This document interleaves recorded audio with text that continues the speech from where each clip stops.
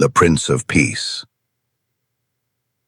If Jesus walked into our world today, he wouldn't look at your borders, your flags, or your bank accounts. He would look at the scars on your soul. He wouldn't speak of geopolitics or national interests. He would speak of the kingdom of heaven that you've buried under a mountain of digital noise and ancient hatreds. On Donald Trump and the idols of power. Jesus would look at the crowds following Donald Trump, or any modern leader, and see a people hungry for a king of earth, while starving for a king of spirit. He would warn that no one can serve two masters.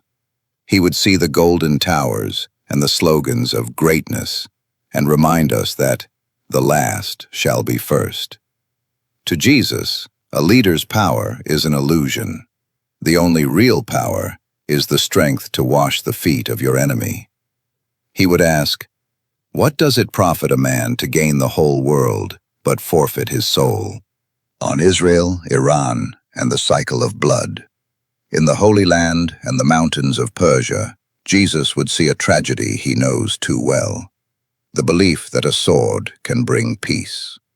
He would walk through the ruins and the fortifications and say, "Put your sword back into its place, for all who take the sword will perish by the sword." To him, the conflict is not between nations, but between a heart of stone and a heart of flesh.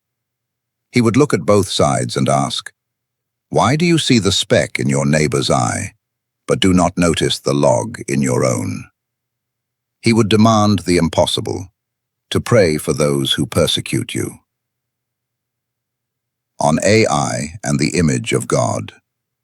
Finally, he would look at your artificial intelligence. He wouldn't fear the machine, but he would weep for the creators. He would see a world trying to build a new God out of silicon because it is too afraid to face the living one.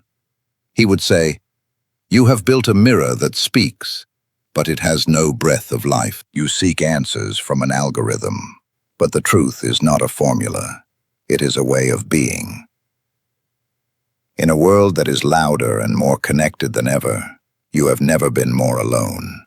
You seek justice through vengeance and peace through strength, but you find only more darkness. Jesus leaves you with one radical, terrifying command. Love one another as I have loved you.